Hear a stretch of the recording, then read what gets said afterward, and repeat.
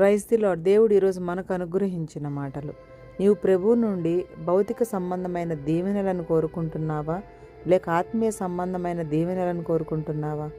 ఆత్మ సంబంధమైన దీవెనలు భౌతిక సంబంధమైన దీవెనల కంటే ఎన్నో రెట్లు ప్రాముఖ్యమైనవి. అవి శాశ్వతమైనవి. అబ్రహాము దేవుని దీవెనలు పొందుకోవడమే కాక అనేకులకు దీవెన కారణమయ్యాడు. మరి ఈరోజు నీ పరిస్థితి ఏంటి? ప్రభువు నుండి నీవు దీవెనలు కోరుకుంటున్న వ్యక్తివిగానే ఉంటున్నావా, లేక నీవు దీవించబడి అనేకులకు దీవెనకరముగా ఉండాలని కోరుకుంటున్నావా? అనేకులకు దీవెనకరముగా జీవించడం అంటే ప్రభువుకి ఎంతో ఇష్టం.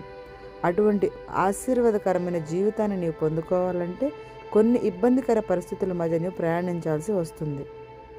నీ జీవితంలో నీకు వచ్చే కష్టాలు, శ్రమలు నీకు దేవుడిచ్చే ఆశీర్వాదకరమైన జీవితానికి ఉపయోగపడేవే కానీ నిన్ను బాధించేవి కావని గుర్తుంచుకో.